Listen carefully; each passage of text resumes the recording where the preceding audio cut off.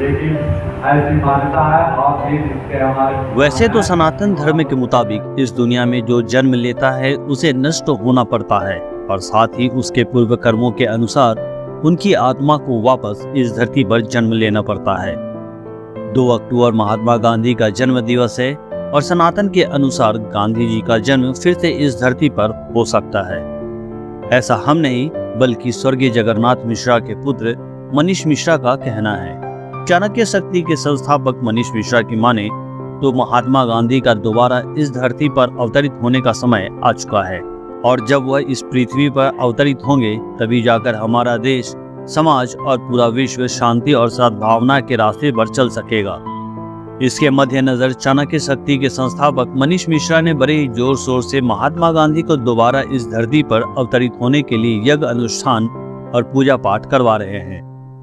मनीष मिश्रा का मानना है कि एक विकसित और समान भारत की कल्पना महात्मा गांधी ने की थी, लेकिन आज ठीक इसका उल्टा हो रहा है।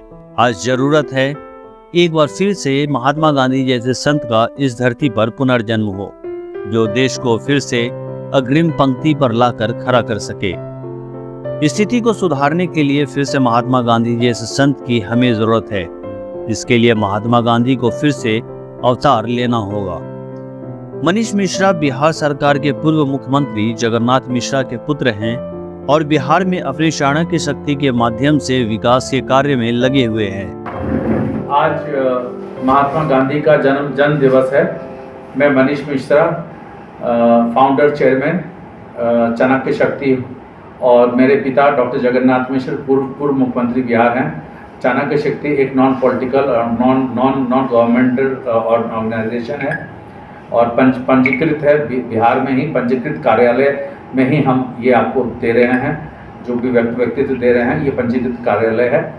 इसमें हमने एक वैदिक मंत्र के द्वारा उनका अनुष्ठान किया है कि वो महर्षि के रूप में यहाँ पर पुनः जन्म लें और ना ही सिर्फ हमारे देश को लेकिन पूरे विश्व को वो फिर से मार्गदर्शन दें। हमारा मानना ये है कि ये देश, ये हमारा समाज, हमारी राजनीति ना ही कि देश में बल्कि विदेशों में भी कई सारे देश में वो अपने रास्ते से भटक गया है। जो 1940-50 के समय का समाज था या राजनीति थी, वो अब राजनीति रही नहीं, वैसा समाज रहा नहीं, त्याग की भावना रही नहीं, सब अपने स्वार्थ के जीवन से जी रहे हैं। तो इसीलिए मैंने महात्मा गांधी को अवतरित किया, पूजा किया, अवतरित होने के लिए पूजा किया कि वो आकर के दोबारा एक त्याग की भावना फिर से लोगों को दिखाएं कि कैसे त्याग में एक धोती पहन के वो सिर्फ रहते थे, ऊपर एक कुछ लेते हुए नहीं थे, कैसे वो त्याग की भावना में लंदन जैसे ठंडे देश में भी वो सिर्फ एक धोती पहन के गए थे, तो कैसे उस त्याग की भावना के साथ जीवन जी जाए, वो जो है दिया जाए। तो इसीलिए मैंने आज गांधी जयंती पर ऐसा आयोजन किया है और वैदिक मंत्रों के साथ उनका किया है, पूजा किया है।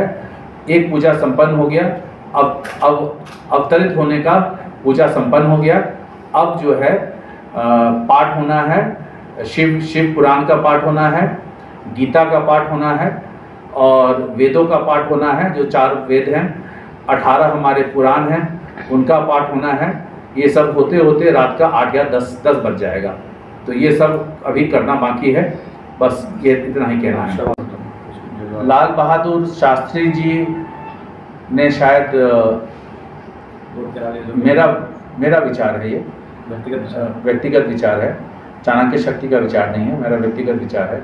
शायद लाल बहादुर शास्त्री जी ने वैसी त्याग की जिंदगी नहीं जी जैसा गांधी जी ने जिया, तो इसलिए गांधी जी को लोग याद रखते हैं, शास्त्री जी को नहीं याद रखते हैं। दूसरा, शास्त्री जी राजनीति में आ गए और प्रधानमंत्री बन गए और महात्मा गांधी राजनीति में नहीं थे, वो स्वतंत्रता संग्रामी थे, तो देश को आज़ाद दिलाने में थे और उनके नाम के आगे महात्मा लग गया, तो शास्त्री जी के नाम के आगे तो महात्मा नहीं है। चाणक्य शक्ति लोकतंत्र का प्रहरी है और प्रहरी बन के रहना चाहता है, ना ही कि सिर्फ इस देश में बल्कि जहाँ जहाँ भी लोकतंत्र है वहाँ पर वो एक प्रहरी के रूप में होना चाहता है, और जहाँ जहाँ लोकतंत्र नहीं है वहाँ पर वो चाहता है कि लोकतंत्र बहाल हो।